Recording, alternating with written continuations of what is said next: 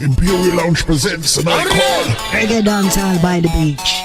To be held at Imperial Lounge, 2 to 14 High Street, Margate Seafront, Kent, CT9 180. To be held on the first Saturday of each month. Your host DJ Matt.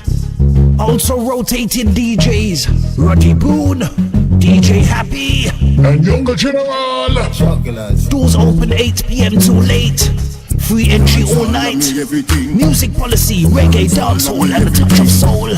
On the first Saturday of each month. Reggae dancehall by the beach. At the Imperial Lounge Margate. Do remember, you can also get VIP and Shisha booking. More info on the World Jam Global website. That's www.worldjamglobal.com. Also www.imperialloungemargate.co.uk. See you there. Look back and use them. It's the right thing you doing. Rebellious like Malcolm. 1, 2, 3, swing it. Do you have an old sound tape or your favorite cassette tape that you want converted to CD or MP3 format? Do you need a demo CD, radio ad, a DJ, or even a sound system for your wedding, birthday, or special occasion? Then why not get in contact with KTR Records on 07931 152 448, or check out our website on www.ktrrecords.com. We have been in business since 2004 and also undertake community projects. So for your remixes, dubplates and all your sound editing needs, why not contact KTR Records, official sponsor of World Jam Global Radio. KTR Records, coming your way.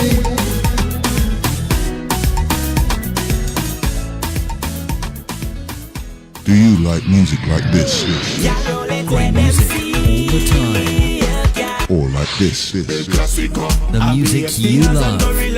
Maybe this. Great music that makes you want to turn up the volume loud. Or life chat like this. Especially where human life is concerned. Surely, sooner or later, people will realize that lives actually matter. Then you're in the right place. Keep it locked to World Jam Global, where music is harmony. Music 24 hours a day, 365 days a year. Yeah, you're a World Jam. Hotter than them. See live schedule. You see, it's here. You see. New feature coming from World Jam Global Radio in 2018. World Jam Global Top 10. To vote for your favorite artist, go to twitter.com/World Jam Global or facebook.com/World Jam Global. So pick the right track where you want to have in your car, at your house, a rock. At them.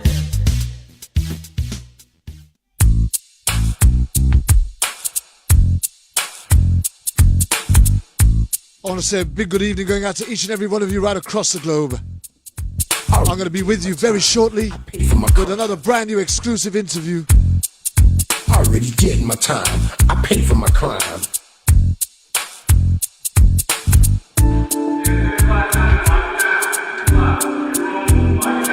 I already did my time. I paid for my crime. I already did my time. I paid for my crime. My guest today is Brandy Rogers.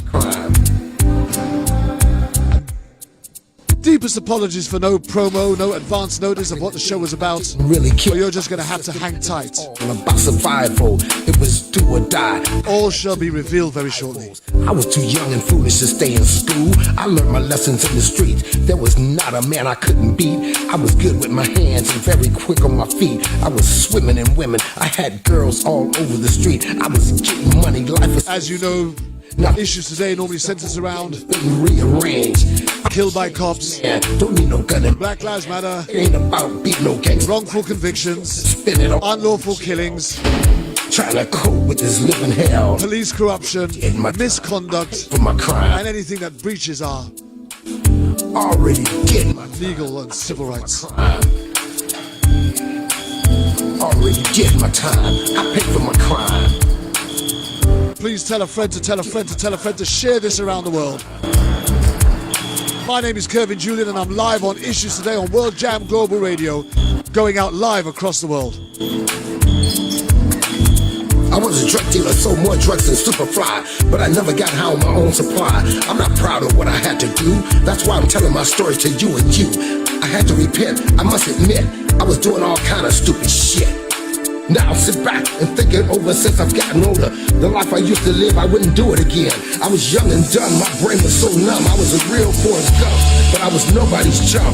Me and Billy the Kid had a lot in common.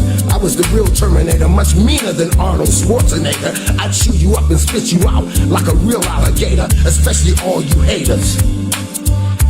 The opening statements are going on right now. He could be facing life in prison.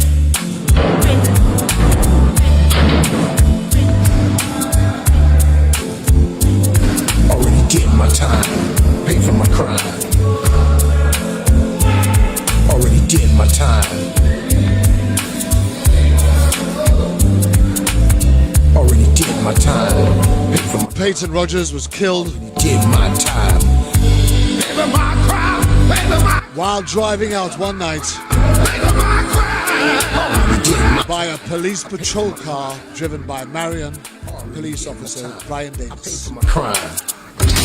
I'm trying to get this felony off my back so I can get my life on track.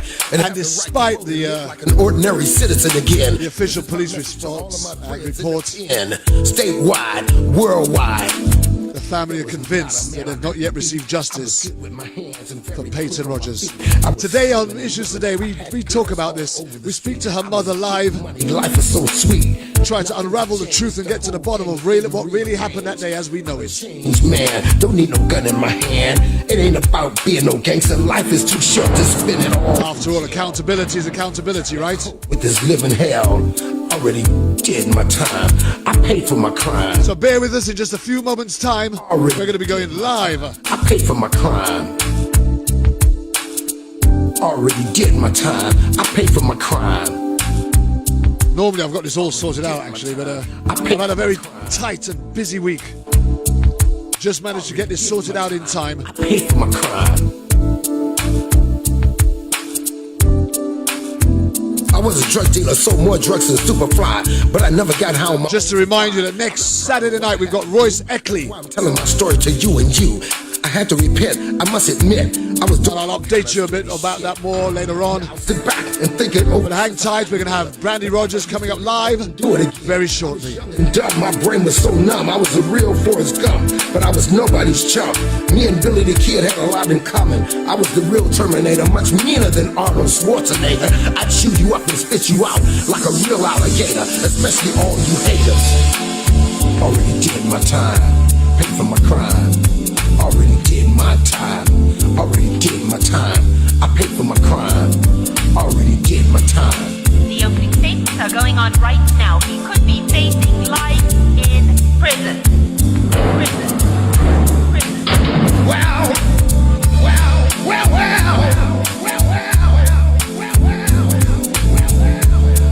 Opening track by Ronnie Canada, titled Paid for My Crime. The one track that we can play on this show that the authorities can't claim copyright to. Exclusively recorded for Kirby Julian and Issues Today on World Jam Global Radio. Don't forget you can find us on www.worldjamglobalradio.com, or you can follow us on Facebook Live on Issues Today and World Jam Global Radio. Who are in heaven, how will it be thy name? Thy kingdom come. Please tell a friend to tell another friend to tell another friend to share this live. Give us this day our daily bread, and forgive us our as we go worldwide those who on World Jam Global Radio. And lead us not into temptation, but deliver us from evil. For thine is the kingdom, the power, the glory, forever and ever. Amen. Pay for my crime, pay for my crime, pay for my crime, pay for my crime. Pay for my crime. All those drive-by killings, stop them. I want to say big shouts out going out to Meg Malik, Vanessa Whirling, Paula Arietta, and all of the listeners right across the world. I'm trying to get too many to mention back so I can get my life on track and have the right to vote and live like an ordinary citizen again. This is my message to all of my friends in the pen, statewide, worldwide, and put down those knives. Stop stabbing each other. Yeah.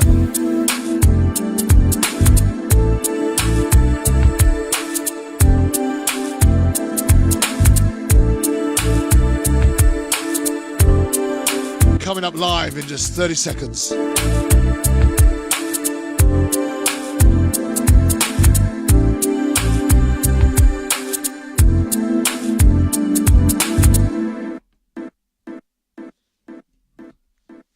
Well, I want to say a big good evening going out to Brandy Rogers. Brandy, could you just introduce yourself, tell them who you are, where you're from, and why you are on this particular show today? My name is Brandy Rogers. I'm from Marion, Indiana. And I am doing this show today because on May 11th, 2018, my 18-year-old daughter, Payton Rogers, was killed. She was hit by Officer Brian Davis of the Marion Police Department with in his squad car on the corner down of our small city downtown. And of course, he was found to be at no fault. And it has been consistent lie after lie by the Marion Police Department regarding this incident. So I'm here to speak out. I want justice for my daughter, and I want the truth to be known, and I want police corruption to end in Marion, Indiana. Well, unfortunately, we've had police corruption right across the United States of America.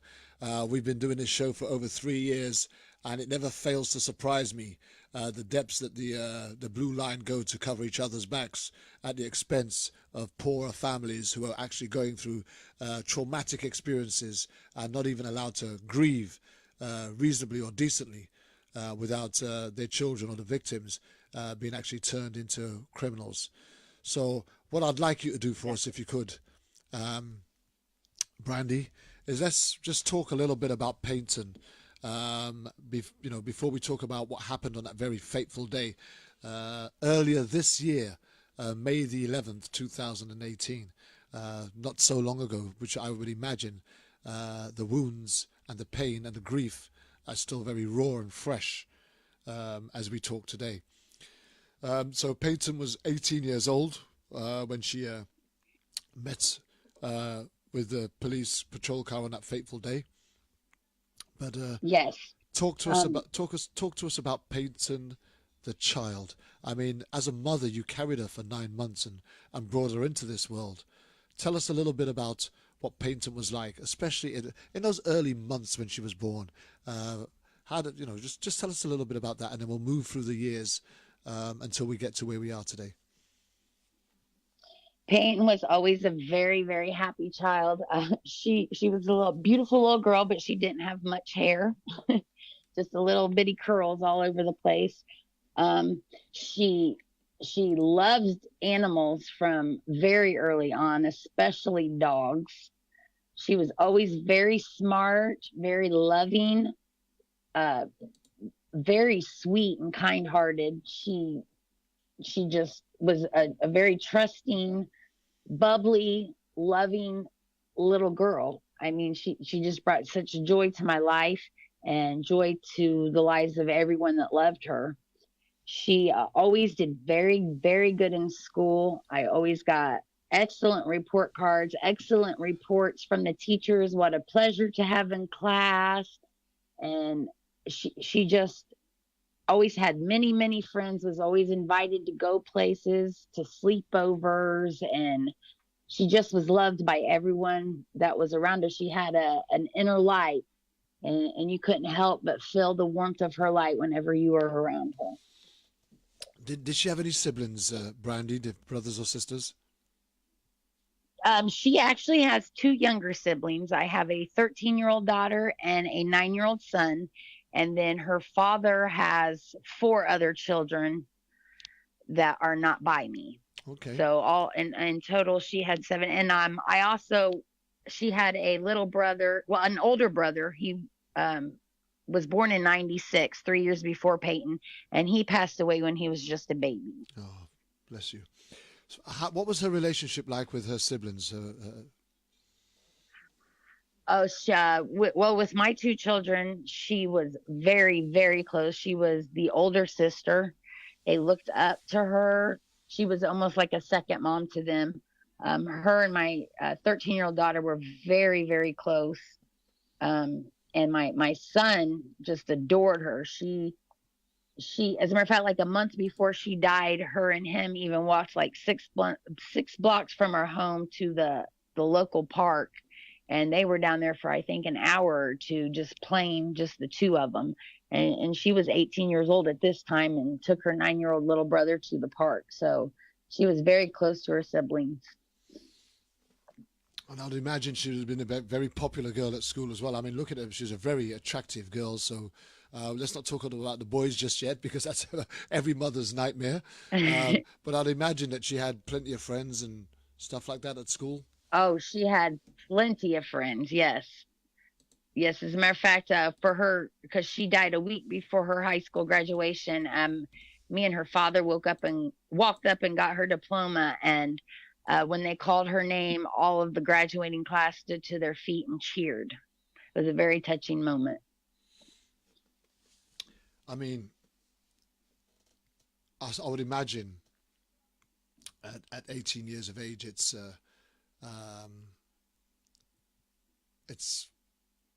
every mother's nightmare, every parent's nightmare. We don't expect to bury our children before we pass, but when they're that young, sometimes it's easier to be able to manage if our child is killed in a different type of accident or through an illness or something that we can't control. And even the things that we can control, it's always hard. But if she was killed in just an ordinary car accident, I would imagine that you'd have thought that the response, the report, and the consequence might have been slightly different. Yes or no?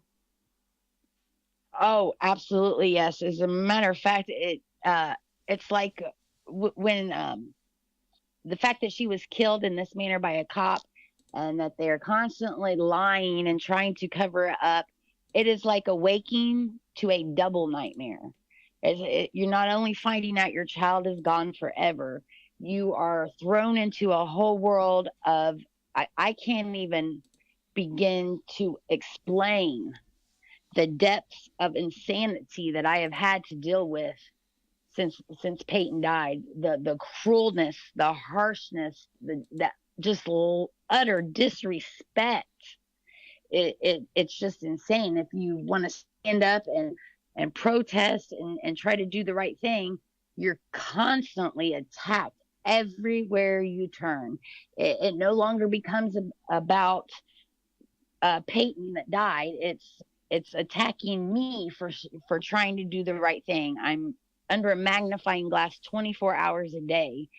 And it's just insane. It's a nightmare. It's like waking up in the middle of a horror movie. Absolutely. What has life been like for her younger siblings since? A complete and total shock from the very first minute. My 9-year-old son, he's younger still, and he's like, "Mommy, can't this just be over yet? Can't it just be over?" He doesn't understand. I don't even think my 13-year-old quite grasps what exactly is going on. I'm sure that they see me stressed out. They know that I stand on the corner where my daughter was killed, and I hold signs that say "Justice for Payton." I have one that says, "Who do you call when the criminal has a badge?" And I have the badge numbers of 4 officers from the Marion Police Department. And they just don't quite understand. They know Payton's gone, but they don't understand the whirlwind. They're just thrown into this. We have no choice. We don't even have time to grieve, because it's a constant battle from the moment you open your eyes till the moment you close them. It is a constant fight, day in and day out. It's a nightmare. They are stressed out. They're traumatized. There has been so much wrong from the very beginning. It's insane. They just want it to be over. I bet they do. Can you talk us through the day prior to the incident taking place? What was going on around your family, your home? What was going on for Payton that day? What was the schedule? What was on the agenda? What was you guys doing that day? Okay, Payton lived in Marion, Indiana, which is 45 minutes from Fort Wayne, Indiana. I was living in Florida because Payton was a 21st century scholar, which means they will pay for college, but she has to graduate from Indiana. So me and the younger two had moved to Florida, and we moved back in March of 2018. And we moved to Fort Wayne, Indiana, which is 45 minutes from Marion, where Payton was killed, because she was going to go to college in Fort Wayne. And she wanted to live with us, me and her brother and sister, while she went to college. So I have an apartment in Fort Wayne, which Payton would come down on the weekends and stuff until she finished school, which she died a week before her last day of her senior year. So on that day, my two younger kids went to school in Fort Wayne. I went to work. I get off at 6 o'clock. I got off of work that day at 6 o'clock and came home, and me and my two kids went to Walmart to get groceries, which is a big store here. And Payton's day on May 11th, she was an honor student. She was in all advanced classes. She graduated with honors, having already earned 30 college credits still in high school. So she went to school on Friday, May 11th. She got off from school and she went to her job at Taco Bell, a restaurant. And she got off work from Taco Bell that day, May 11th, at 10 o'clock. At 11:06, approximately, there's different times on everything. So at 11:06 p.m. that night, an hour and 6 minutes after she got off from her after school job, she was dead. Wow. And that was Payton's day. As far as me, when me and my two younger ones were just going to have a quiet weekend at home that weekend. I got off work at 6. We went to get the groceries, and it was about approximately 1:30 a.m. in the morning, and my phone rang because Payton was staying with her grandmother in Marion until she finished high school. So for one more week after she died, she would have still been staying with her grandma. About 1:30 in the morning, her grandma called, and I answered the phone, and she said that the chaplain was at her house. I don't know why, but my first instinct was just to hang up the phone because I know what the chaplain means. So I immediately hung up the phone. The phone rings again. It's my mother-in-law's phone number again. And this time it was the chaplain on the phone. Now, mind you, this is 1:30 in the morning and I'm 45 minutes away from Marion. And he said, "Who am I speaking to?" I said, "My name, Brandy Rogers." He said, "How are you related to Payton Rogers?" I said, "I'm her mother." And he began to speak. I started screaming at the top of my lungs, woke my 13-year-old and my 9-year-old. And he said, "Your daughter was involved in an accident. She did not survive her injuries." So he told me over the telephone that my daughter was dead. He didn't say she was in an accident, we need you to come to Marion, or nothing like. He didn't ask if there was any other people in the house, if I was by myself. He didn't ask any of that. He said, "Your daughter was in an accident and she didn't survive her injuries." I'm screaming. My kids get woken up out of the bed, and that is how they found out that their sister was dead. I didn't get to calm down and get my thoughts together and set them down and explain to them, Payton was killed. She went to, no, they found out in a very traumatic way by me screaming in the middle of the night to wake them from their sleep. So then I put my two children in the car, and we apparently I drove the 45 minutes to Marion. I don't really remember much of that drive. All I know is when I did get to Marion, my son didn't even have shoes and socks with him. So that is the manner in which we left the house. I would have imagined that was just a very, last minute rush panic situation, right? Oh, absolutely. It was, I barely remember driving on the interstate to get to Marion. I remember like 2 seconds of that whole drive because my phone was dead and we were trying to hold the charger into the phone to call people as I'm driving. So by telling me, and by the way, that's not illegal to tell a parent over the phone that their child is dead. It's just immoral and dangerous. I'm actually working on Payton's law, which will make it illegal to notify parents of a child's death by any other way than a knock at the door. Yeah. I really want to dig because into, they could have very, very well called the Fort Wayne Police Department where I live. Yeah.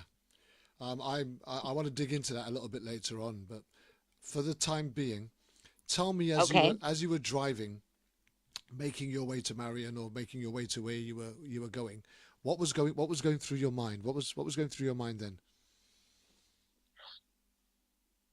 Well, first, let me touch real quick. In November of 2017, my dad and my uncle were both killed in a house fire in Marion. Well, Gas City, which is like 2 minutes from Marion. So we had just buried two family members in November. So as I'm driving on the interstate that night, after just being told that my daughter was killed and she didn't survive her injuries, as I'm driving, my thought was, this is not my life. Like I thought I was dreaming. I thought I was having a nightmare. I even, as a matter of fact, I know the one person I talked to on that ride was my pastor from Marion. And, of course, I woke him up in the middle of the night and I'm like, they're lying to me. They're lying to me because I've always heard God doesn't give you more than you can handle. And I'm telling him, I can't handle this. So they have to be lying to me, right? Like I'm wanting him to tell me that the chaplain that called me on the phone was lying. I still did not believe it. Did you not want to? Obviously, you didn't want to believe it, did you? Oh, I still don't want to believe it, but it is true. Yeah. So you're traveling in transit, and you've got the children in the car with you, and what were they like? How were they responding? What were they behaving like? How were they feeling as you were traveling? My 13-year-old was in the front seat, and she was trying to, because the phone was dead. My battery, I didn't have it charged. So we're trying to hold the charger in, and I'm telling her people to call and stuff. And of course, it's the middle of the night. No one's answering the phone. I mean, you really don't know what to do in a situation like that. I know that my daughter did have tears in her eyes at one point, but you got to understand we were in complete and total shock at this time. Now, I do remember at one point I had turned around because my son was in the back seat and looked at his face, and he had a complete, total look of shock. Now, I know I mentioned earlier I had a baby that died in 1996. I had always told Payton and her two younger siblings, I said, yes, it was horrible. He was a baby. But if something happened to one of you guys, I would just kill myself because I've raised you. I've got to know you.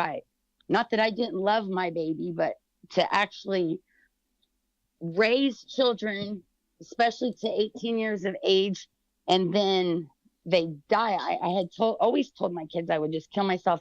So when I looked back and he had that panicked look on his face, I said, buddy, it's going to be okay. It's going to be okay. And he said, so does that mean you're going to kill yourself? And I said, no, Austin, no, I'm so sorry. And now looking back, I feel terrible for always saying that because that's obviously what he was thinking. He didn't understand what was going on. And here he thinks that I'm going to kill myself because his sister's dead. Wow. So it was a very traumatic ride for all of us. But I would have imagined that somebody was trying to keep you guys all calm in all of this. Was anybody? From that very first phone call. Was anybody? So who was trying to keep you calm? In the car, no one was trying to keep me calm. I was just trying to get us there alive. All I knew is that that the chaplain said that she was dead. Yeah. There was no one trying to keep me calm. I shouldn't have even been driving. I mean, by telling me over the telephone like that, he put my life at risk. He put my children's life at risk. And every other person that was on the road that night between my house and the place I was going in Marion, he put all of those people at risk by telling me over the phone instead of sending a cop to my door. I mean, it's very dangerous to do that. People have had heart attacks and stuff when they receive news like that. You should make sure that there is. And then what would have happened if I would have had a heart attack or something? My kids would have been here by themselves. I mean, I would have imagined that you would have been quite emotionally and traumatically hypertensioned. There would have been a mixture of emotions going through you. I suppose anger wasn't there yet, though, was it? It would have probably just been hurt. Oh no, it was shock, and I can't even explain to you the level of hope. I had hope, like they messed up. It's not her, or I mean, I was just hoping. Please let them be wrong. Please let it be a mistake. It's not really her. I mean, there was the hope. I'm just praying, like, please God, let me get there and she be there. And it was all a misunderstanding. It was a mistake. That's what was going through my mind. Had you got to a point yet where you had convinced yourself that it was a mistake and that you would get there and it wouldn't be Payton? They'd made a huge mistake and it'd be someone else? Oh, absolutely. Because I believed that God didn't give you more than you can handle. And I see no way that I was going to be able to survive this. And so here you are, you've had a 45-minute journey of absolute chaotic mind upheaval, getting there in the hope that they'd made a big mistake and you was going to find out that it wasn't your daughter, it was someone else. Explain to me what happened the moments shortly after you arrived. What happened next? How were you approached? How were you dealt with? How did you get to confirm any of this? So me and the children run into Payton's grandmother's house where she was actually living, and the chaplain and I recall 2 officers. I don't know so I think that there was three people in uniform. Well, the chaplain had like a police shirt on, and the other 2 officers were in uniform. And I said, it's not her when I walked into the door. And they gave me her driver's license and her ring. And they said, it's her, trust us. And I said, I wanted to see her body. And they said, it's her, trust us, you can't see her body. I said, I want to see my daughter's body. It is my child. I want to see her body, because you still don't believe it. Yeah. They gave me her license. Well, maybe someone had her license in the car. Maybe she loaned her ring to her friend. I mean, there's all kinds of what ifs. I'm still holding on to hope. It's a mistake. It's not her. Mm-hmm. And that was the first few minutes. Then other family members and stuff started showing up. And I know a little bit after that, they told us that we couldn't see the body, that we would have to call the coroner. So that's what we did. And when we called the coroner, he said that her body was being sent to Fort Wayne, which is where I actually live and had just drove from, for autopsy. So no family member whatsoever identified her body at any time before the autopsy. But at that point, they were expecting you to believe that they had your daughter on a mortuary slab. Yes, just by giving me her driver's license and her ring. How long did you stay at the hospital for, or before leaving? Well, actually, I had went to her grandmother's house first, and then I went up to the hospital. And when I was at the hospital,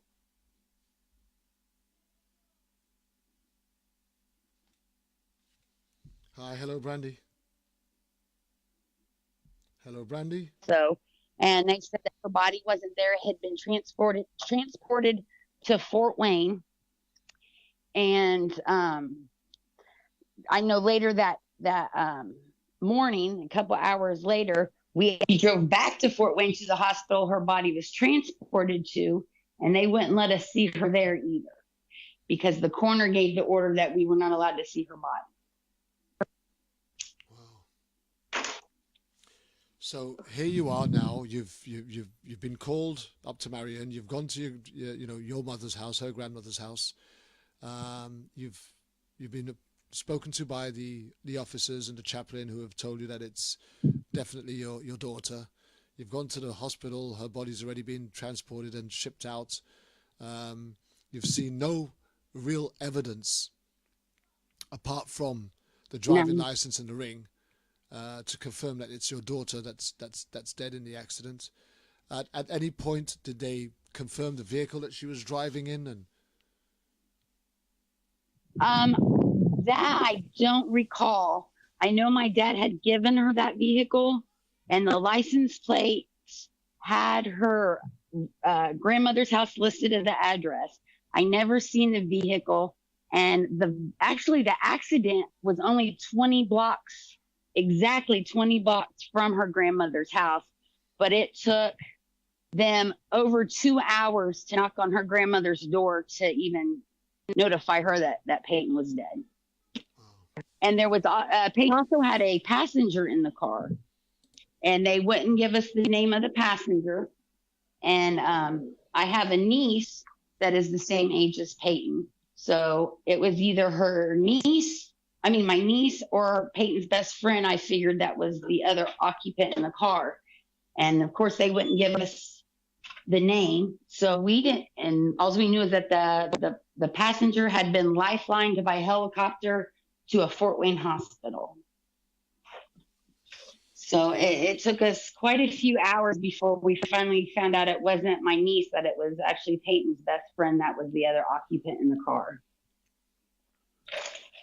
And this all happened the day before Mother's Day. Yes. Mother's Day was Sunday. Okay. And I was told, I was called in the early hours of the morning, the Saturday before Mother's Day.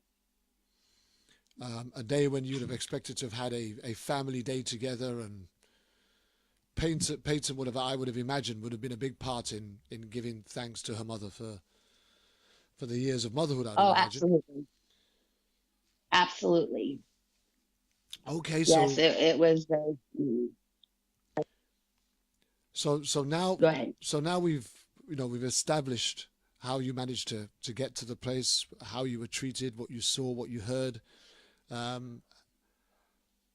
what point did you get to find out how the scenario played out, how Payton was involved in the accident and how the accident took place? And tell us what you know about that.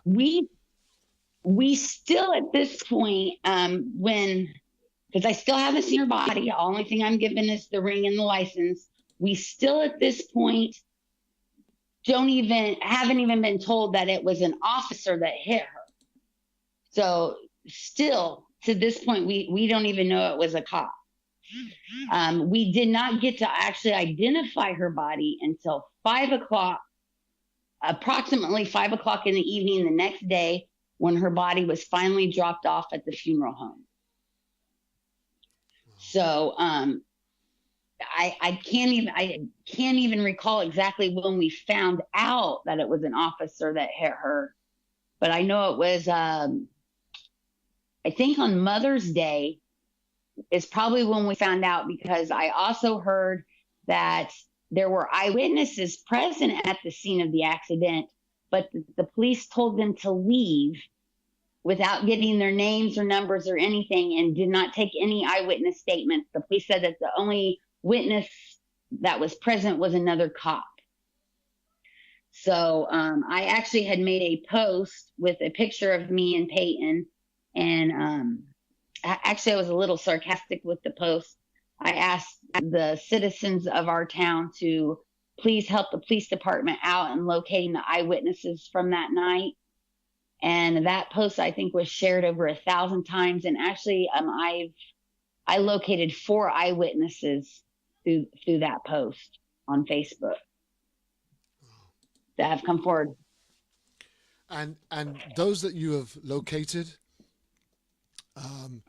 let's hold on to what their views were. What was the official police report as to how this accident took place? The official police report was the preliminary report, as they stated in the news, that the cop was responding to a call with his lights and his sirens activated, and that Payton ran a red light entering his path, and he hit her, and she was killed instantly. So that was the preliminary police report. And in your conversations, and as you said, you found 5 people or so through Facebook, etc. Have you heard any information or evidence that suggests that the version of events that the police have released are different to what these eyewitnesses are saying? Oh, I was hearing that the sirens were on from very early on. I mean, that of course was, at this point, I still didn't have any proof. Just that the eyewitnesses were saying that there were no sirens. They did not hear any sirens, that his lights were on, but there were no sirens. And I actually was able to prove that later on. I don't know how many weeks after she died, but I was allowed to view the dash cam video from the accident. Well, when I went into the view the dash cam, I couldn't take a video camera, but I had audio. So I took an audio recorder, and I have audio of the entire time that I met with the police to view the dash cam video. And you can't see video, but I have audio actually on the group page that I created, Justice for Payton Rogers. And it's on part 3 when the actual accident happened. And there were no sirens at all. The chief of police, when I said, oh, there's no sirens, and of course I got upset, she said, the cops' windows were up. That's why you can't hear his sirens.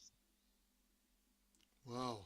That's Chief Angela Haley of the Marion Police Department. So apparently you can't hear police sirens when the cops' windows are up. But it picked up his engine revving up clear as day, but you can hear no sirens. So, did you ever think about, probably it's not an easy thing to do, but on several, I don't know if you remember those programs that used to have on TV called Cops. Do you remember that? Mm-hmm. How many times you'd witnessed these programs with a TV crew in the back seat, with all the windows done up, cars in pursuit, sirens blaring, and everything being picked up on camera. You can hear him plain as day. As a matter of fact, you can go to YouTube right now and look it up, and the cops' windows will be up, and you can still hear the sirens plain as day. So I had known that the chief lied to me immediately. So I knew that the sirens weren't on. That was the very first thing. And then, of course, so that was one lie right there. Why they didn't take witness statements. There was the second thing as, well, yes, there was eyewitnesses because I've located them, but yet they lied and said that the only eyewitness was another cop. So there's 2 lies right there. Eyewitnesses and that there were no sirens. I mean, that his sirens were on when I have proved by audio that there were no sirens on. So, you've proved that there were no sirens on when the impact took place between Payton and the police patrol car. And more importantly, there's been no evidence, no statements taken by any witnesses or eyewitnesses that were in and around the area at the time that the impact took place. Now, Exactly. are you able to share with us some of the information that you was allowed to discover through contact with these individuals that you found on Facebook who were witness to the accident and impact Oh, yeah. on that fateful day? Could you share that with us? Yes, the first lady's name was Kate Allen. Since then, she's changed it to Kate Dudley. I don't know if she got married or what, but I actually have screenshots of her statement. And she was at an intersection a block away from Payton. And her statement is that Payton's light was green and that the officer was 100% at fault. The second witness, John Owen, who is a retired Navy veteran, was actually beside Payton and her best friend at the red light. So the police are trying to say that Payton ran a red light. So they're saying that she ran a red light she was already stopped at, but didn't bother to look for oncoming traffic first. No, I don't think so. The man was stopped at the light beside her. The reason he didn't go is because he caught the police lights out of the corner of his eye. There's a great big dumpster that was blocking the view. So it was a blind intersection anyway. He had caught the police lights. He didn't even have time to honk his horn. And Payton was almost through the intersection. And it's also, there's an Opticon system. I don't know. I know we have it here in Marion. I'm sure other cities have it. Police and emergency vehicles such as ambulances and stuff can trigger the Opticon system, which suspends the normal traffic light signals. So she was already almost through the intersection. The Opticon was triggered, and she didn't have enough time to clear the intersection because of the speed he was going, which we will get to, I'm sure, here in just a minute. So, everything that the cops are saying are lies. I've had people tell me that the cop is 100% at fault, but yet they go ahead and decide to blame Payton for her death when it was actually their officer's negligence is the reason that she is dead. Just a quick interjection, Brandy. Have you got some sort of cable wire or headphones or something around you? Why is there a lot of noise? Yeah, there's some noise coming through, and I think it's from your microphone because it's quite loud. Okay, is that better? That's a lot better. Okay. All right. So now we're having an understanding that the police report is quite contrary to what the eyewitnesses are actually telling you. So actually, completely opposite. Completely opposite from what the eyewitnesses are saying. So was there no CCTV available from that junction at all that could have been retrieved? Well, there's a bank right there on the corner, and the actual building that the police officer pushed Payton's car into is the Juneteenth Drug Task Force's building that they go out and for drug activity and stuff. Okay. So I find it very hard to believe that there were no cameras on either of those two buildings, a bank and the Juneteenth building. There are no cameras, but that is the story that the cops are given, that there were no cameras on those buildings. Is there no way that is there no way that you can contest that and prove that there is cameras? We've been working on it. I have my lawyer. He's been working on it because I had heard conflicting stories about the bank having cameras. I actually went in there and asked them myself. They said that the only camera that they had was on their ATM machine, which was in the back of the building, so it didn't pick up the crash. But I had heard that they had a camera out front, but the bank denied that so far. So I would imagine every attempt that you've made in order for you to try and get to the truth as to what happened on that fateful day, you've been thwarted by lies and confusion. Oh, continuous lies and confusion. It's nonstop. hate. I mean, I'm being attacked. We've made a memorial where at the corner where she died. 2 times now, someone has come down there and taken her picture. The other day, just I think that was two nights ago, someone went down there and took her picture and all of the animals and stuff that people left, and there was a wreath. I'm just losing Sorry. your. Yeah, and sorry. there was a wreath, and the person. Okay, and the person stopped the wreath. Wow. So, yeah, it's been total disrespect from day one. So, how have you been? Where have you been able to find the strength and the perseverance to continue pressing against all of this confusion and conflict and conflicting evidence? I honestly don't know. I just do it. I mean, they're not going to blame my daughter for her death when she was not at fault. And I would like to also, I don't think I sent you a picture of her car, which I can do when we hang up. And where she was hit, the speed limit there is 20 miles per hour. Her car is almost in a U shape. And the officer's speed has never been released. Now the police are saying that his speed is in a protected case file. Why is his speed in a protected case file? I actually have audio from where I've recorded phone calls between me and the state police, and they won't release the speed either.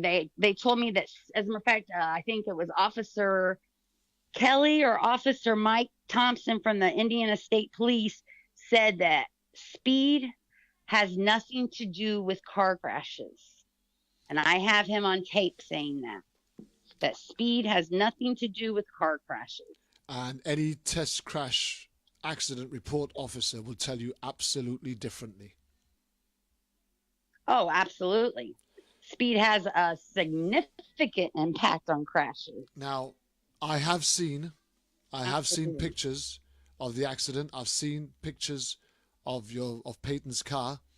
I've seen the condition of the impact that was left on that vehicle once it was hit by the patrol car. What I haven't seen is the impact or the damage caused to the police vehicle that hit Payton. Did you ever get to see that? Oh, I haven't seen that either. Nope, I have never seen the police car. Not at all. Nope, never, not once. So they've never released pictures of the damage caused to the police vehicle? Nope. Okay. Nope, now, they have not. And okay, go ahead. Going back to the condition of Payton's car, once, it was retrieved, etc., even, at the scene of the accident, looking at the police vehicle has apparently hit her more or less smack bang in the, well, it's hit her at such a place that it's actually bent the vehicle from the center. Oh yes, it's almost in a U shape. Yes, yeah. The driver's door was actually where the middle console of the car is. Yeah, like it basically just boom. So it's almost. The most of the impact was to the side of the door, right? Oh yes, right where Payton was sitting. Yes, right where she was driving. And for a vehicle to have been left in such a deformed condition as how we see Payton's car, because if I can just visualize it for our audience who might not, well, if they're watching, they should be able to see the pictures coming up on the screen as we're talking. The car from the front to the center position of, so where the end of the driver's door is, right, is at that point that the car starts to bend around the back, right? And so the back end of the car is literally bent round to coming back towards the front, so to speak. So it's hit it with such impact that it would have turned the car around and swung the back end and buckled the entire chassis of the underneath of the vehicle, let alone the whole framework of the car. Now that was no minor impact. That was a major Oh no. impact Yes. at... And this is in a 20-mile-per-hour zone. Yes. So he was driving that fast with no sirens, did not yield through the intersection, which is protocol, and no sirens, and boom. But he's not at fault. That's what the finding was, that he's not at fault, but his speed still has yet to be released. But on every other accident, and remember we talked at the beginning when we started the show, we talked about, had this been an ordinary person and not a police vehicle, it would have been handled differently, right? So, oh yes, that person would be in jail right now. So had this been Joe Bloggs in an accident, one of the first things that the traffic transport police would have wanted to ascertain was what was the speed of the vehicle at the time of impact. Yes, and they have retrieved the black box from the police car and Payton's car. But they will not, and the police know the speed. They do know the speed. They just won't publicly release it. They say that it's in a protected case file. But yeah, going back, what I was trying to say was, what the point I'm trying to get to is, if this had been an ordinary Joe Bloggs, you and me, and anybody else, one of the first things that would have been on their agenda is to ascertain the speed of the vehicle at the time of impact. That would have been, yes, that would have been absolutely the first thing. So were they able to confirm the speed that Payton was going at the time that her car was impacted? They haven't released that if they did, but I did view the dash cam video, and I'm going to say she was going maybe 10 miles an hour, because I seen her slowly entering the intersection as if she was coming from a stopped position, which the eyewitness statement also backs that up, because he was stopped at the red light beside her. And so she was coming from a stopped position. And that's the thing, you see, because I think the general public can clearly understand that. You're coming from a stop position. It takes a time, unless you're a lunatic and you drive excessively fast anyway. It takes a time to get from a stop position into a faster speed. And if you were just coming from a traffic light and you got hit almost at the center, or you were just leaving that junction, because it wasn't a massive junction, was it? So if you were just leaving the junction, you wouldn't have had an opportunity to pick up much speed yet before the point of impact. But I would have imagined that the police officer had been traveling at speed for some time. Oh, yeah, yes. He came from about almost 4 blocks away. And actually, the audio from the dash cam, you can hear his car engine like, I mean, like you can hear, he had to have pedal all the way to the floor. Pedal to the metal, as they say. Yes, he was driving excessively fast. And he was responding to a non-emergency call. Whether he was responding to an emergency or a non-emergency call, the police still have a duty of care to approach a junction with caution, even if they've got their flashing lights. It's called the law of due regard. The law of due regard. So yes, they have. Yes, absolutely. They have right of way, but only if it's clear. And as a traveling vehicle, we have a duty to slow down, stop, and let them through, but only if we've seen them.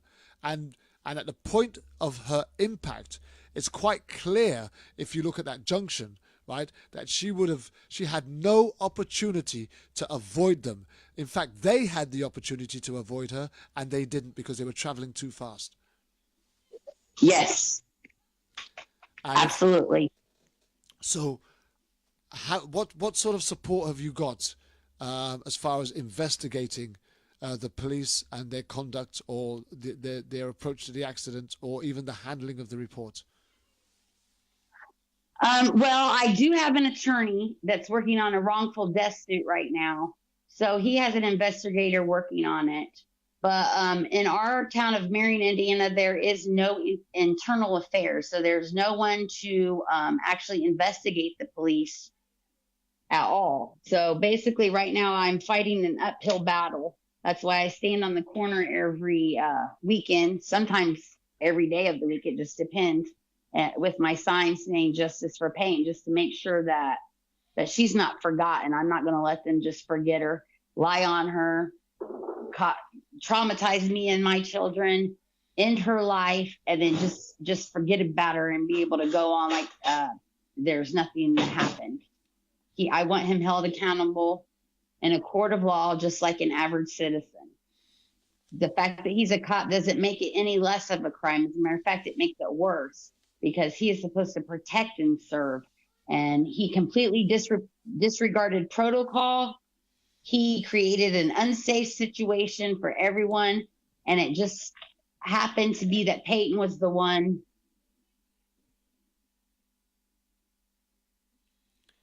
Are we losing you? Are you there, Brandy? Hello, Brandy. I've lost you for a minute, Brandy. Do you want to come back?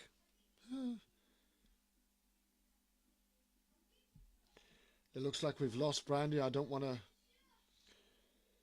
to cut this call off, and I don't want to stop this because I do think that we're just getting to the nitty gritty. So just bear with me as I try and get her back. And here we go. Just bear with us. We're going to be right back in there. Must be a bad signal coming out from Indianapolis.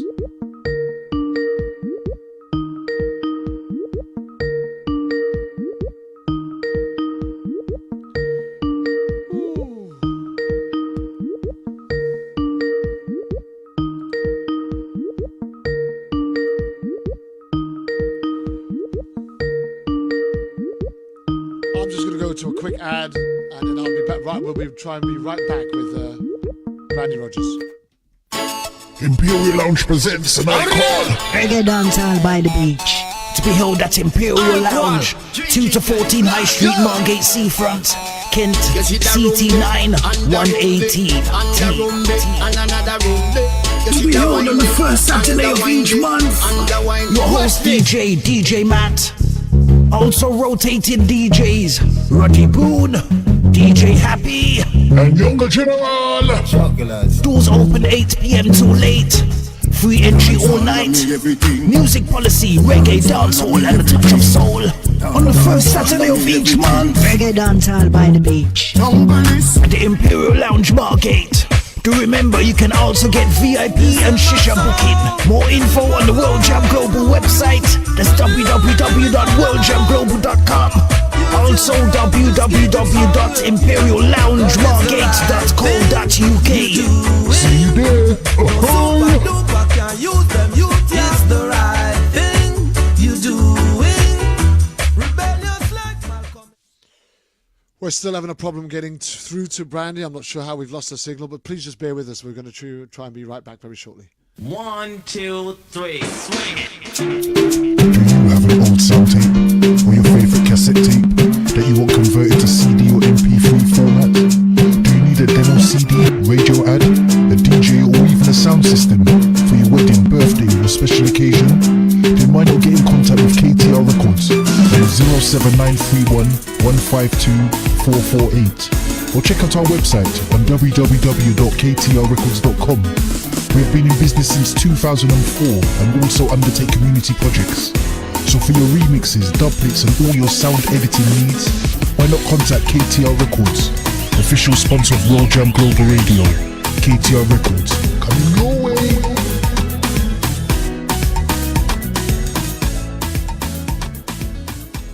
Do you like music like this? Great music all the time.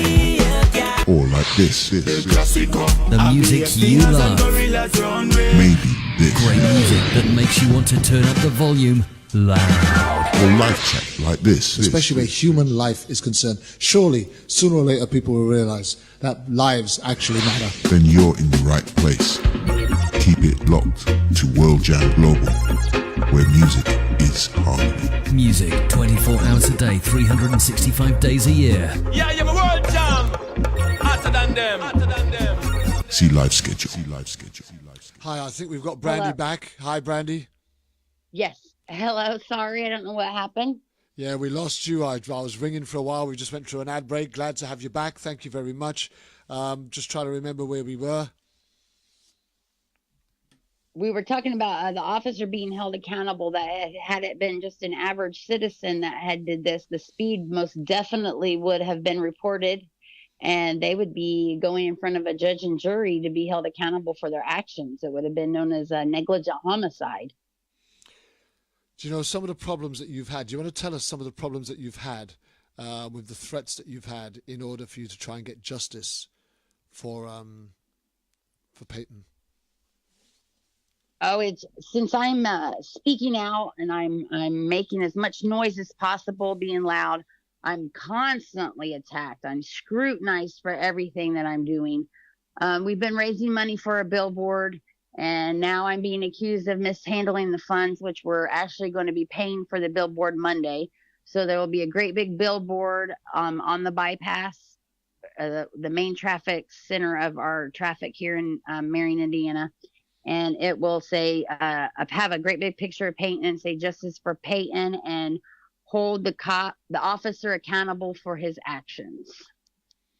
So we're going to be getting that on Monday. But they've taken her pictures and the belongings from the memorial on the corner where she was killed twice now.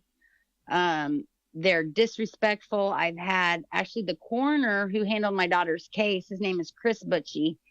His brother, Todd Butchie, has harassed me on Facebook. He said very bad things about Payton. They are spreading lies. They continuously, they're saying she had something in her system. I have the autopsy report. Her urine was negative. It was never, ever reported that there was anything in her system. And believe me, had there been something in her system, that is the very first thing that people would have heard before even anything. They would have said, oh, the person had this in their system or whatever.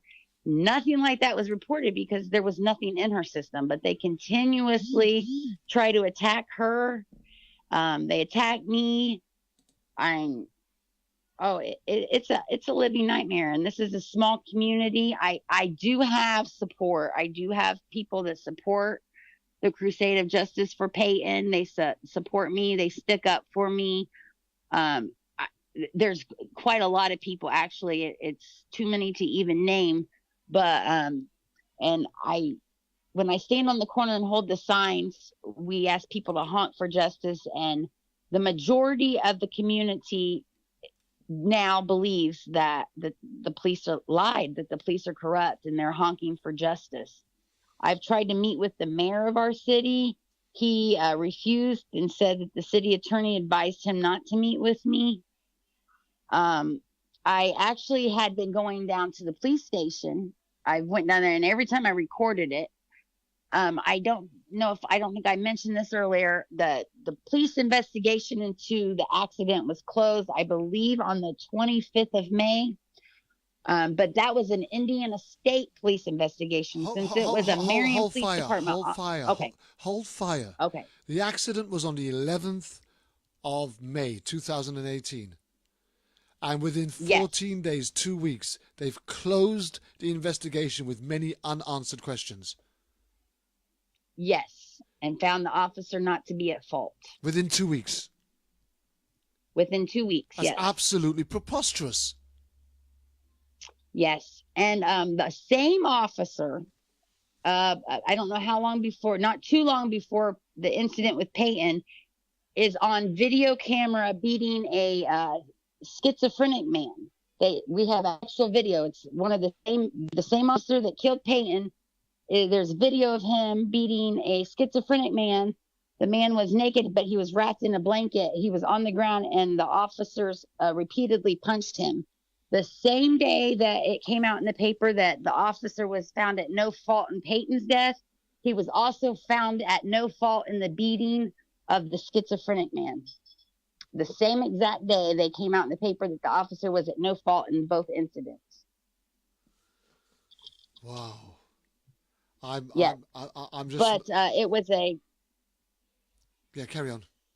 it was a Marion Police Department investigation since it was one of their cruisers that hit her. So Marion Police Department couldn't do the investigation since it was one of their officers. So they handed the investigation over to the state police. So Marion Police Department maintains that it was never their investigation. They're putting all the fault on the Indiana State Police. They're taking no blame themselves. Now, the investigation, it came out in the newspaper that the investigation was closed, and the officer was at no fault. That was about May 25th, I believe. May 31st, Marion Police Department went back to my daughter's car at the towing service and accessed her car and removed items from her car. After the investigation was closed, so the car is released, and Marion Police Department maintains it was never their investigation. They took items out of her car. They're saying they took her cell phone and her wallet out of her car. We actually retrieved those items from the Marion Police Department the same day. And they actually gave me paperwork saying that they were doing a follow-up to their investigation. But they maintain that it was never their investigation. So how can you do a follow-up to an investigation that was never yours? You know, why are they accessing her car? It's becoming clear that there is a improper investigation taking place here on an accident that took away the life of a young and innocent individual that had so much to live for with so much potential. She was very excited about her future. She was going to go to school to study forensic pathology. And she was killed exactly 1 week before her last day of school, but she still graduated with honors, having earned 30 college credits. I mean, it was just a week before her graduation. Yes, 1 week exactly. And I kind of believe that there was some kind of a memorial is the wrong word, but at some point they had some sort of a day for her, or tell us a bit about that. Well, we did have a candlelight vigil for her. This is before she was even buried. We had a candlelight vigil for her, and at her funeral, the church was packed. It was a lot of people, a lot of high school students that went to school with her. And then after the funeral, I believe it was June the 2nd, maybe, is when the actual graduation ceremony took part. And for her, me and Dad actually, when they called her name to receive her diploma, me and her dad actually walked up and got her diploma. And all of the students, when they called her name, stood up and cheered and clapped very loud. We have a video of that somewhere. It was actually very, very touching. It was a very nice moment. A moment where you could be proud that other people was remembering your daughter in the loving way that you remember her. Absolutely. Her brother, her little 9-year-old brother, actually, that day he got very, very upset. I actually had to take him outside because he was so upset because he wanted Payton to be able to get her diploma. So he was very upset that day. Talk to me about the passenger that was in Payton's car with her that day. Her name is Believe Gregory. She was Payton's best friend. I actually, the morning after, it was the early hours of the morning, we had come up to Fort Wayne to the hospital that Payton's body was taken to try to see her body there, which they refused. But the passenger, Believe, was lifelined by helicopter to a hospital in Fort Wayne where I live. And we went and seen her that morning. And she's doing much better now physically. It's been an emotional toll on her, as you can imagine, being in the car when your best friend is killed and you're traumatically injured. She tells me that they pulled out into the intersection and that all of a sudden they both noticed the lights And when they turned their heads, Payton said, "Oh shit." And then that was it. Blee said the next thing she knows, she woke up in the hospital. But I talk to Believe often, and I see her often. We try to support each other. I would imagine that you would. And I would imagine that the trauma that she has gone through, replaying these things over in her mind over and over again. But considering what she has just said, right, or what you've just said that she said and how she remembers it, then that speaks of there could have been no siren on, because no, they never heard siren. Because no. If the siren was on, you'd have been alert to that and at least looking around to see where it might have been coming from, and at some point maybe Absolutely. caught the lights as the passenger or the driver did beside her from the corner, or even if it was reflecting off a window or a shop front or something, because you'd have heard the sound and it would have given you reason to look. But without the sound, you're looking straight ahead, or you're looking at the lights waiting for it to change, and then when it changes, you go forward, and then halfway across or whatever it is, you notice coming in your direction these lights. And now she is she's in no position to react and respond to it. Right. I want to add, we had news channels come down and actually do stories on Payton at the very beginning, because she was killed 1 week before her high school graduation. But in all of those, it was preliminary reports that the lights and sirens were activated, and Payton ran the red light and blah, blah, blah, blah, which I've proved that that's lies. The lights were on, but there were no sirens or anything else. I did make contact with a reporter, and Indianapolis is the state capital of Indiana.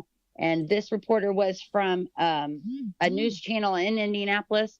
And she actually met me at Payton's grave and did a story, hearing my side of the story. And she asked the Marion Police Department and the Indiana State Police to view the dash cam. And they informed her that they were not releasing the dash cam.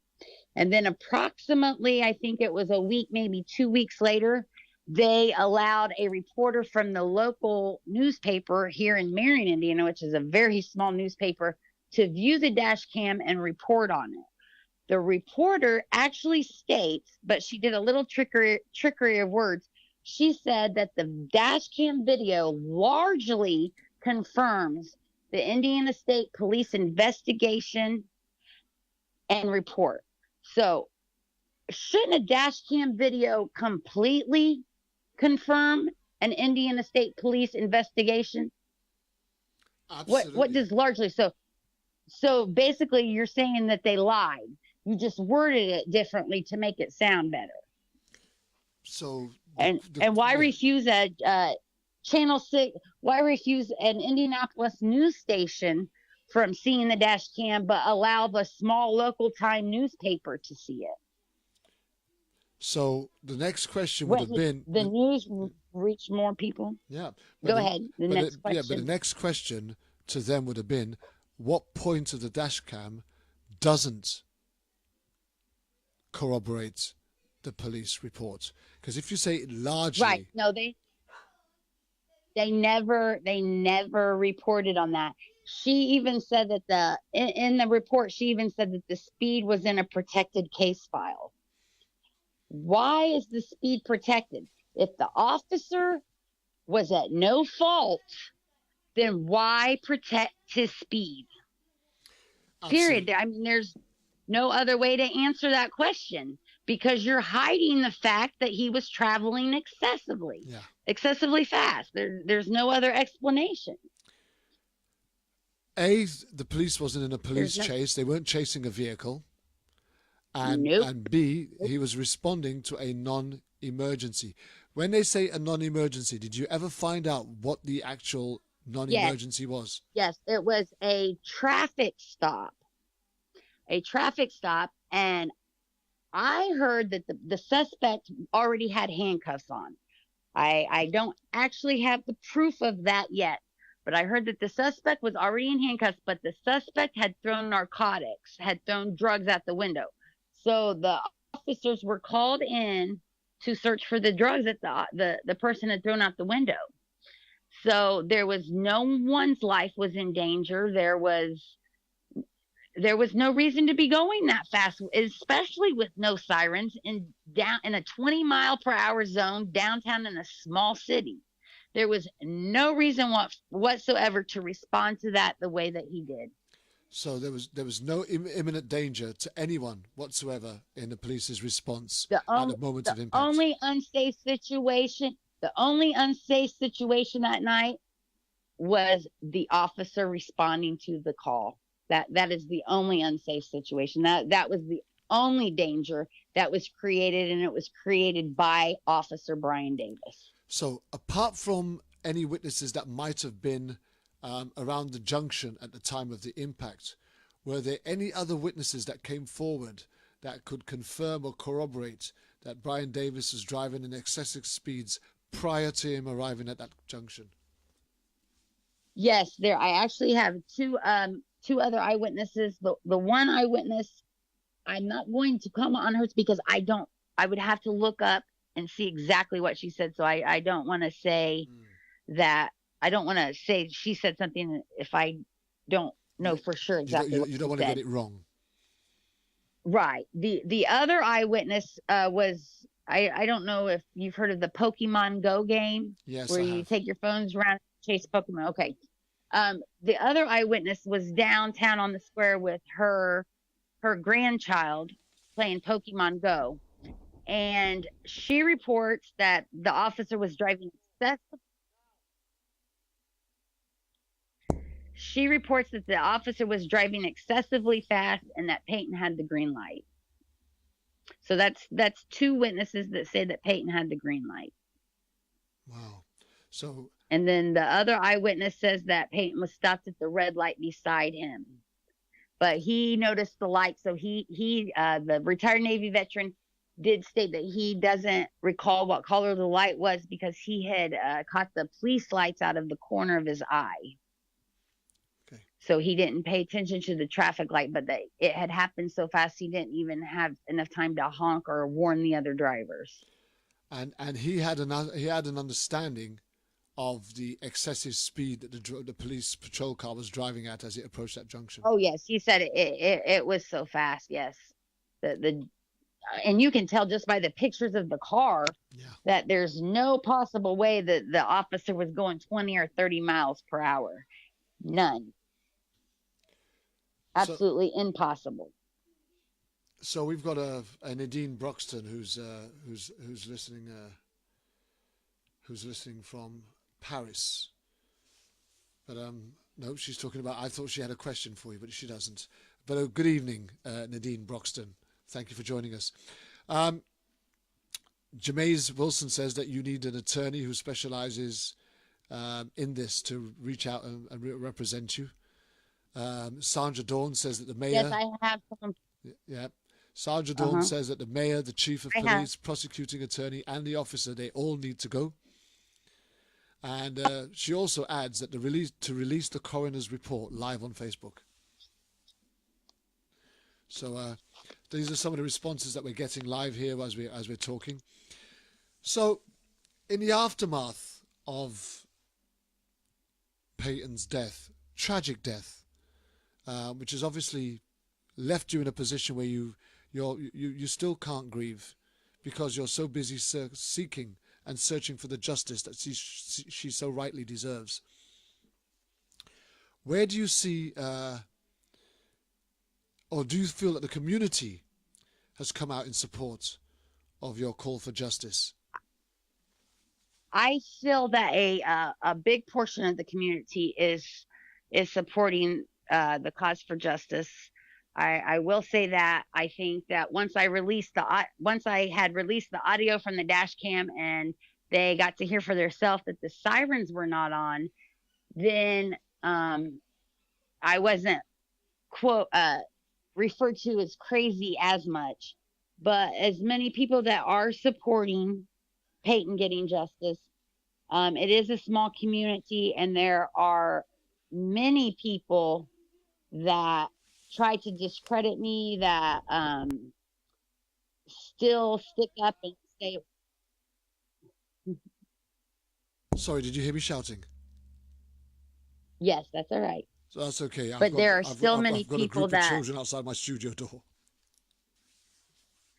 But they are still stating that he was at no fault and he's such a good man and he's blah blah blah. Well, that sentence is pointless to me. So are they saying that Payton wasn't a good girl, or that our family was not good people, that we deserved this? Or, I mean, he made those choices. But here's if Payton would have been, if she would have been speeding and hit him, she would be in jail. Yeah, but here's the thing. But it doesn't actually matter whether he's a police officer, a doctor, or a paramedic, or a fireman, or a bank manager, or just a bin man, right? When you're wrong, you're wrong, right?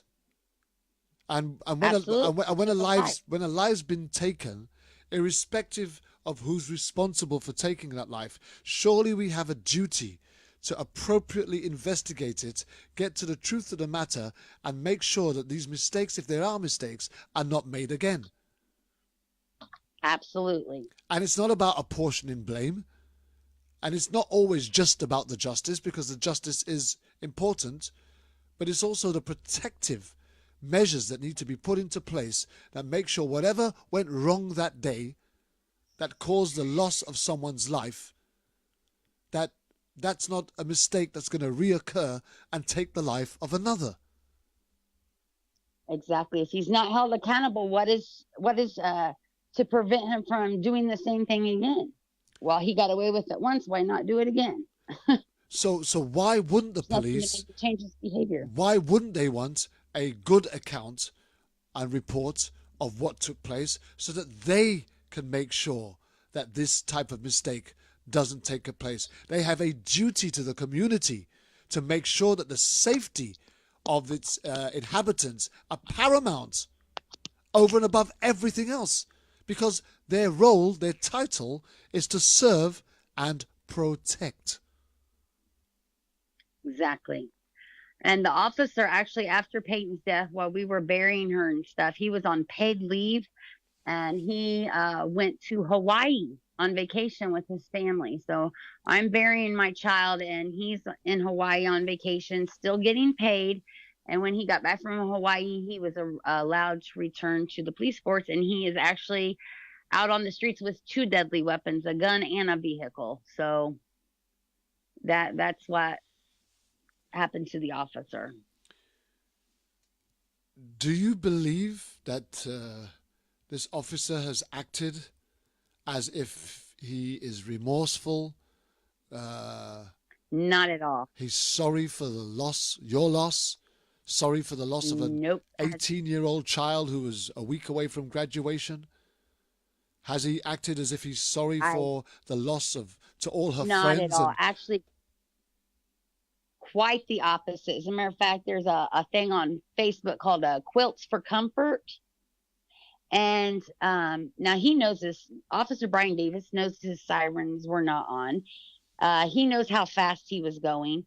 But he allowed Quilts for Comfort for cops. It's some organization or something that takes donations to donate quilts to first responders that are injured in the line of duty. He actually accepted a quilt for comfort from this organization. And the post that the lady made accepting donations for Quilts for Comfort states that the sirens were on, that Payton ran a red light. It makes no mention of the actual truth, which would, so they're lying. So he was so traumatized he needs a quilt for comfort, even though he's the cause of the accident. There's been no statement. As a matter of fact, not one person from Marion Police Department or the Indiana State Police has said, we're very sorry for your loss. Even sending condolences is not an admission of guilt. I keep hearing, well, there's a lawsuit and blah, blah, blah. Being human and saying, I am very, very sorry for your loss, does not admit guilt. They've actually done quite the opposite. It almost seems like they go out of their way to rip the scab off. So are you saying, they don't are you saying that the local office, including the officer responsible for the loss of your daughter, has never turned up on your doorstep and said that they are sorry for your loss?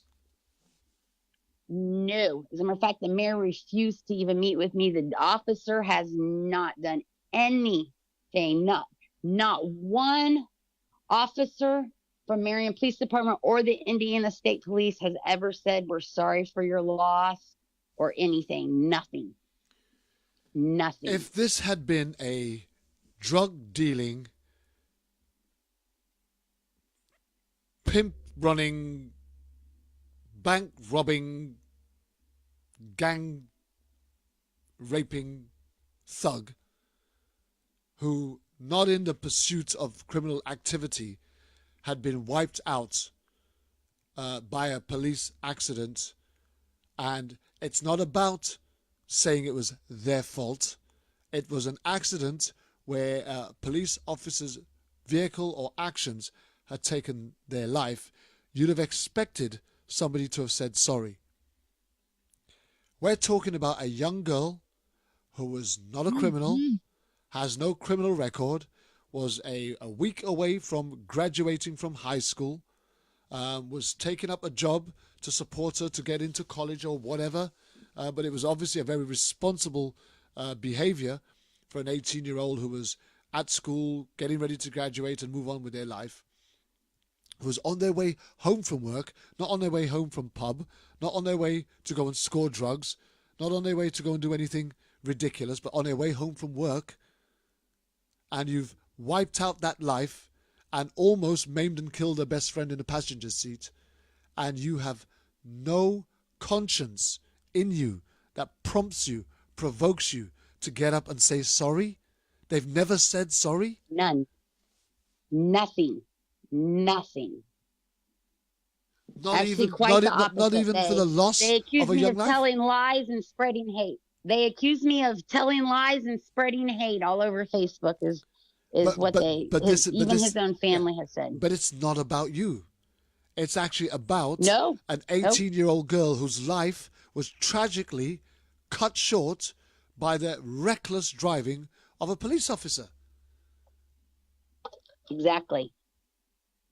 And yet, it's not about taking responsibility at this precise moment in time. It's not even about accountability. At this moment in time, it's about being humane. Exactly. It's about being compassionate. It's about being understanding, and it's about representing your community, because as the law enforcement, you have a duty to protect and serve. Do they understand what it means to protect and serve? I don't think that they do. That means to protect and serve themselves and make sure that they are able, that they all stick together and they're not concerned about the citizens. They're concerned about saving themselves is the message that I'm getting. How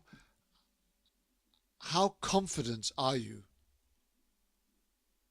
that you can bring the book to bear or expose the lies and corruption that has taken place in hiding the truth behind Payton Rogers' death? Oh, I believe that I've already exposed quite a bit of it, but I will not stop in my pursuit of justice.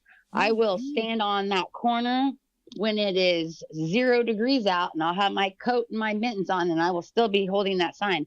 I will not stop until Officer Brian Davis is arrested and goes in front of a judge and jury to be held accountable for his actions. Being an officer does not make you above the law. Being an officer does not grant you special rights. You are a person and you are doing a job. There's no difference between me and cops. The only difference is the uniform that they wear to work. Absolutely. Period, point blank. So answer me this question, Brandy. If Officer Brian Davis, is it? Yes. Okay. If Officer Brian Davis would have popped himself up, turned up on your doorstep and apologized for the loss of your daughter, not necessarily accepting responsibility, but just apologized and showed remorse that he could have been involved in the accident that would have taken the life of a very young person. If the local office would have acknowledged your loss and your need to grieve and respected you for your loss and your need to grieve and your family's need to mourn their loved one whose life had been cut tragically short, would you have handled this different? You know, it's hard to put myself in that position now, but I, at the beginning, and I still don't hate him. I don't have enough room in my heart to hate people. I'm angry. I'm very angry. If he would have, from the very beginning, showed remorse and, you know, said, look, I had an adrenaline rush. I went excessively fast. I didn't have my sirens on. I think I probably still would have wanted him to be held accountable for his actions, or at least go in front of a judge and jury. I'm going to say that I think I would have wanted that regardless. I think everybody would have wanted that, but our approach to that would have been different, right?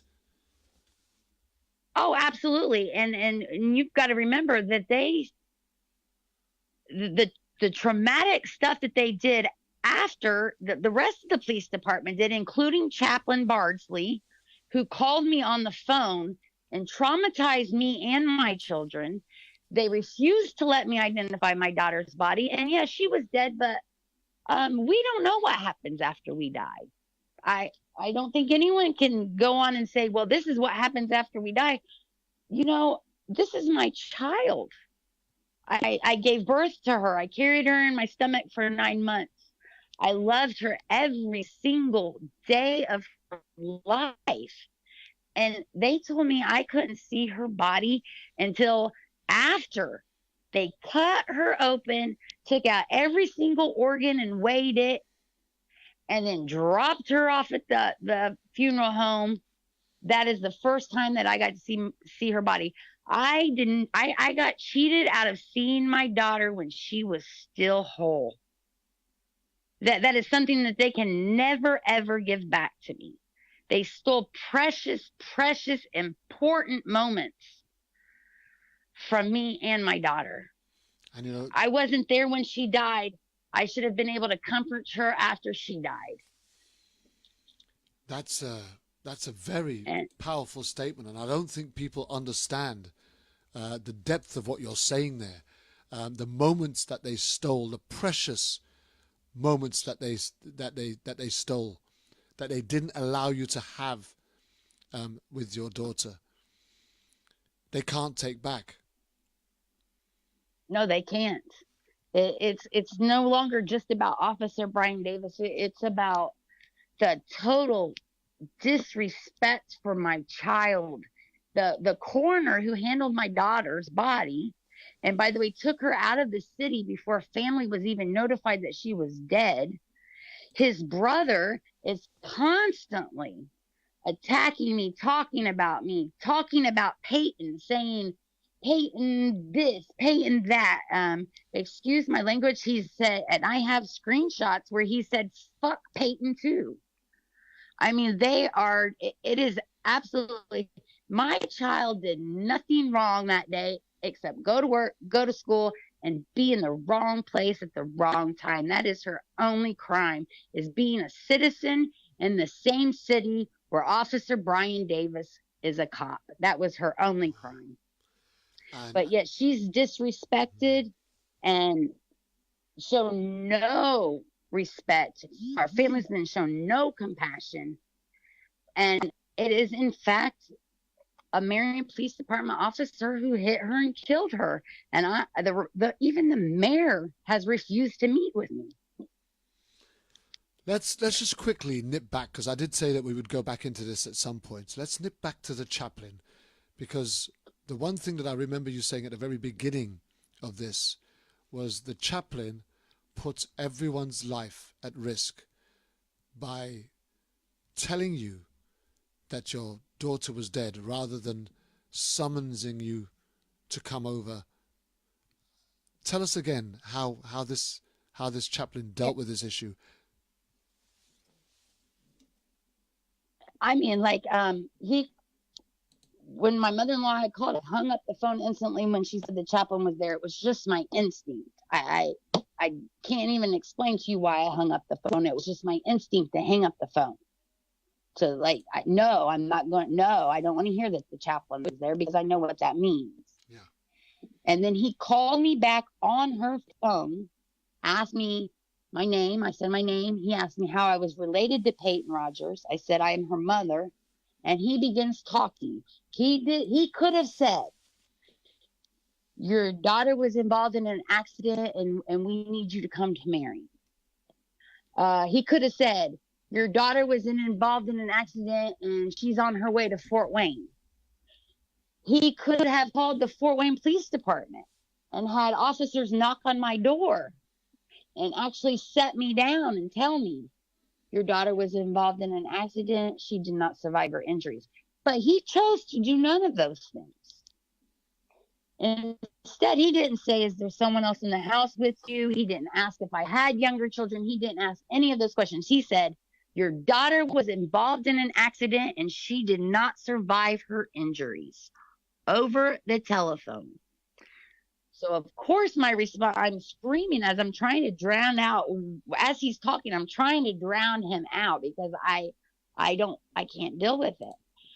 Which woke my other two children up in the middle of the night by blood-curdling screams. And that is how they found out that their sister was dead. And the chaplain is supposed to be a man of God. He put me at risk. He put my 13-year-old and my 9-year-old at risk. And he put every single person on the road that night between my house and Peyton's grandmother's house at risk. It is not illegal, but it is immoral and it is dangerous. And that is what I want to get changed. It's going to be called Payton's Law. So yes, tell us about what you to make it illegal. Tell us about Payton's Law. I want to make it illegal to notify parents, no matter the age of the victim, to notify parents by phone that their child is dead. I don't care if the child is 2, 18, or 40. If you have to inform a mother and a father that their child is dead, I want to make it illegal to notify them by any other means than a knock at the door. I mean, that's how we've seen them do. Yes, they went to her grandmother's house. We've seen them do that with the military over the years, haven't we? You know, they send a colonel or a corporal or a sergeant or whatever. They send somebody to the home and sit the wife down and tell them we got bad news. And I mean, that's dignified. I can understand that. So I can't understand why that would not be common practice in any arena where you're talking about the loss of a loved one that is loved by their family, that somebody doesn't turn up at your home and says, you know, hey, you know, sit down, we've got some bad news for you. And at the very least, why not say she was in an accident and that I needed to come? Yeah. And then once I get there, tell me she did not survive her injuries. I mean, this is supposed to be a man of God. A chaplain is a man of God. Yeah. I can only think that he did it that way for one reason, and that is to cause trauma and shock to me, so that I was unable to actually pay attention to what was really going on. He was hoping that I would be so shocked. I think in my heart, I feel like they planned it like that. But even as you say this, in general, you're a woman of faith, right? Yes. Okay, so it hasn't affected Yes. your belief or your faith?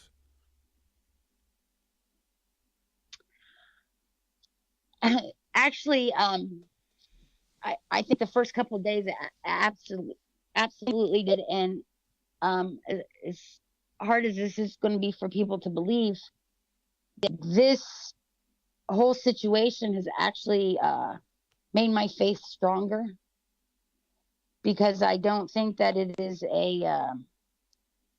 God chose me to be Payton's mother. No matter how long my life was blessed with Payton, God still chose me to be the mother of her. And that is such an extraordinary honor. So, if anything, this whole situation has brought me closer to God. Amen. I have a choice. They took many things away from me, but they can't take away my choice to believe in God. Amen. And I believe that Payton is in heaven. She's with my Father, and she's with God. And I believe that I will see her again one day. So the reason why I'm saying that is you're not attacking the way the chaplain dealt with this because you're a non-believing atheist who thinks that all religious people are morons. No, absolutely not. It's just the whole principle and moral way of handling this procedure that you find so difficult to accept as a normal way for a chaplain to deal with this. I think that is one of the cruelest things that you could ever do, is to inform me the way that he informed me. I never got the chance to set my children down in a calm manner and explain to them what had happened. They were awakened by blood curdling screams, and that's how they found out that their older sister was dead. I think it was cruel and highly immoral, let alone dangerous. It was extremely dangerous. When the chaplain called you, do you think that the police was already at Payton's grandmother's house? Yes, that's because the chaplain called me from Payton's grandmother's phone. So yes, they called me on her phone. And then here's the other thing: I could say I'm Payton's mother, but how did he know that I was actually Payton's mother? I could have been anyone. I didn't show him any ID or anything. He called my phone. I could have been anyone. So, it was just wrong. Yes, they were already at her house, but they didn't knock on her door until the coroner left the city with her body. And so since her body was brought to Fort Wayne, I'm pretty sure that probably when me and my two children were driving to Marion, we probably passed the coroner and my daughter's body heading to Fort Wayne that night. I can't prove that, but I'm assuming that is actually what happened. And that terrifies me even more to know that here goes my daughter's body on her way to Fort Wayne all alone, with people that have lied on her, disrespected her, went out of their way to cover up their crimes. And she's on her way to Fort Wayne, and me and my two kids are on our way to Marion. We venture into unlawful killing, wrongful killing, killed by cops.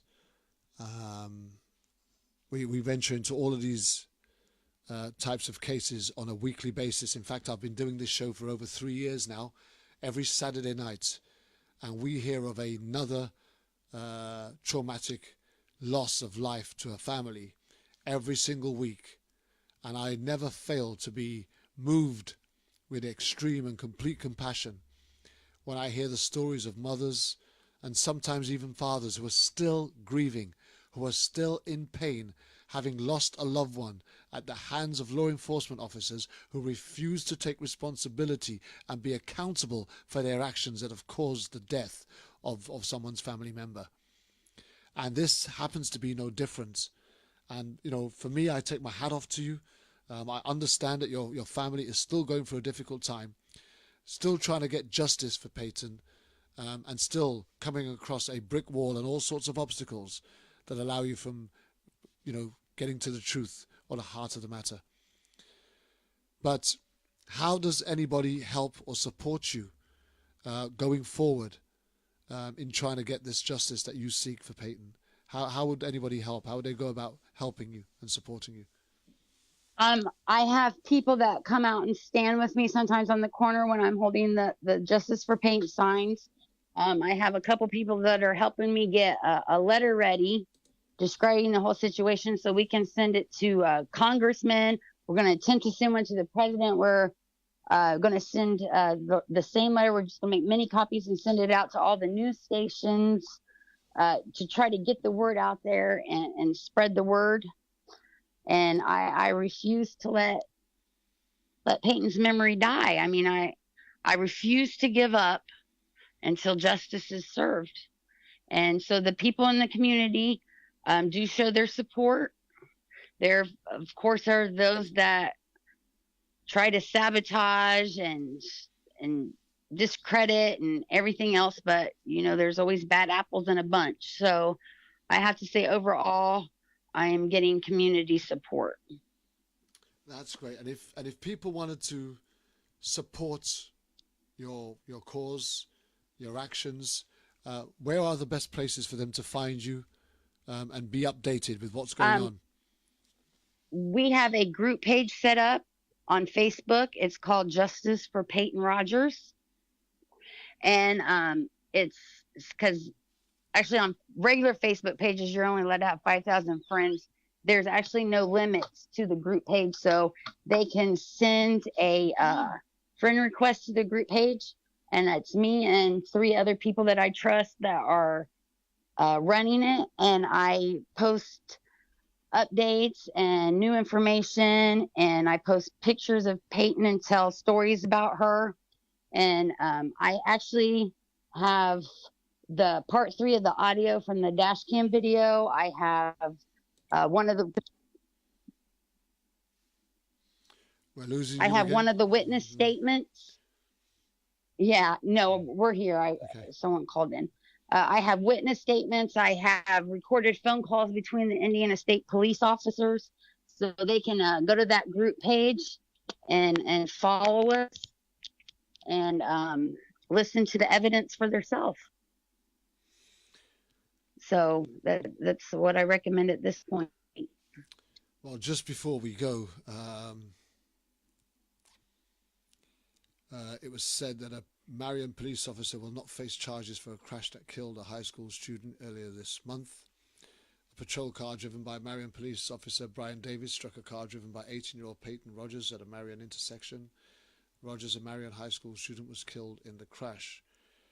One of the things that it says Davis and Officer Greg Melton, following in a second police car, had the emergency lights and sirens activated as they drove west on 3rd Street in Marion. A state police investigation determined the officers had a green light when they entered the intersection, striking Rogers' vehicle. This was a tragic situation, but it appears that her disregarding that red light was the cause of the crash, Inspector Sergeant Slocum told a local newspaper. Grant County Prosecutor Jim Luttrell said the video recorded by a dash cam in Melton's car is very conclusive in terms of what occurred. And it was a tragedy, but it's clear that the officer was at no fault. And that's what the police say and continue to say. Yep. Months after. And they were prepared to close the investigation after just 2 weeks. And yet in none of their reports and in none of their recordings have they got the evidence or statements from the eyewitnesses who were either in vehicles or on the pedestrian footwalks who witnessed the situation take place, and the police cars drive through without no sirens, lights flashing maybe, but without no sirens, and at excessive speed that caused so much damage to Payton's vehicle that the car was almost bent in half. It's it's an uphill battle. It's a terrible terrible predicament to find yourself in. But we here at Issues Today on World Jam Global Radio stand with you in unity and support, and will continue to record and report any of the updates that you wish to share with us. And we'll look forward to maybe revisiting this case as you move along and you get forward. And at any point that you were to get any more information or evidence and you wanted to go live again, I would be more than happy to facilitate another airing of this show. Okay, thank you very much. At this point, I'd like to say thank you very much, Brandy, for joining us. Sorry for all the technical difficulties that we had, including the loss of connection round about the halfway point. But we've had a very interesting update on how Payton Rogers lost her life on that fateful day of the 11th of May 2018. And I do believe that the Brian Davis in particular and the Law Enforcement Office of Marion, Indianapolis, actually has a lot of questions to answer in the wrongful death of Payton Rogers. Justice for Payton, we say, on Issues Today on World Jam Global Radio, and we thank you for sharing your story with us. Thank you. Okay. Brandy, look forward to speaking with you again. We'll speak again soon. God bless. Okay, thank you. Take care. Be strong. Keep fighting. Justice for Payton Rogers, and don't let her memory die. All right, thank you. Thank you. We're out of here. Imperial Lounge presents an icon. Reggae dancehall by the beach. To be held at Imperial Lounge, 2 to 14 High Street, Margate Seafront, Kent, CT9 180. To be held on the first Saturday of each month. Your host DJ Matt. Also rotated DJs, Roddy Boone, DJ Happy, And Younger General. Doors open 8 p.m. till late. Free entry all night. Music policy, reggae, dancehall, and a touch of soul. On the first Saturday of each month. Reggae dancehall by the beach. At the Imperial Lounge Margate. Do remember, you can also get VIP and Shisha booking. More info on the World Jam Global website. That's www.worldjamglobal.com. Also www.imperialloungemargate.co.uk. See you there. It's the right thing you doing. Rebellious like 1, 2, 3, swing it. Do you have an old sound tape or your favorite cassette tape that you want converted to CD or MP3 format? Do you need a demo CD, radio ad, a DJ, or even a sound system for your wedding, birthday, or special occasion? Then why not get in contact with KTR Records on 07931 152 448, or check out our website on www.ktrrecords.com. We have been in business since 2004 and also undertake community projects. So for your remixes, duplets and all your sound editing needs, why not contact KTR Records, official sponsor of World Jam Global Radio. KTR Records, coming your way.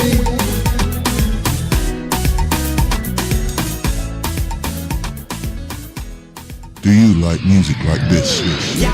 Great music all the time. Or like this? The music you love. Maybe this. Great music that makes you want to turn up the volume loud. Or life track like this. Especially where human life is concerned. Surely, sooner or later, people will realize that lives actually matter. Then you're in the right place. Keep it locked to World Jam Global, where music is harmony. Music 24 hours a day, 365 days a year. Yeah, you're a World Jam. Hotter than them. See live schedule.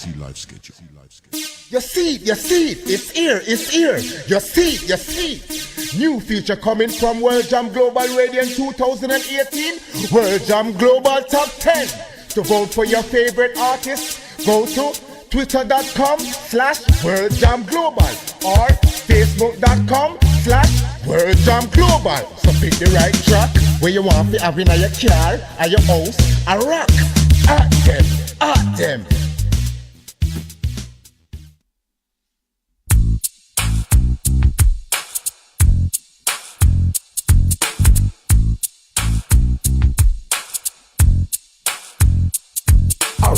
my time. I paid for my crime. I already did my time. I paid for my crime.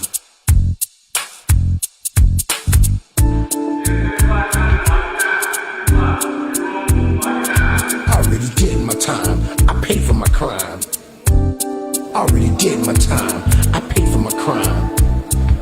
I already did my time. I paid for my crime.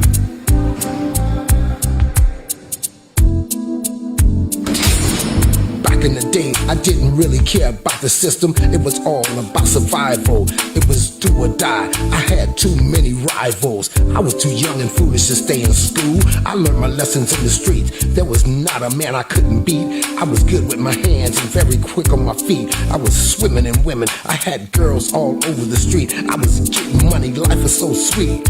Now things have changed. The whole game has been rearranged.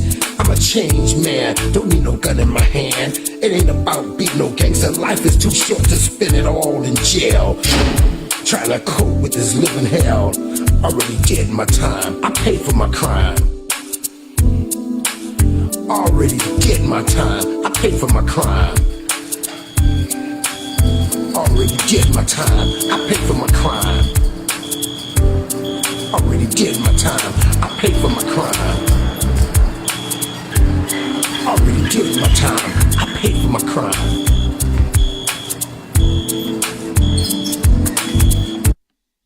I was a drug dealer, sold more drugs than Superfly, but I never got high on my own supply. I'm not proud of what I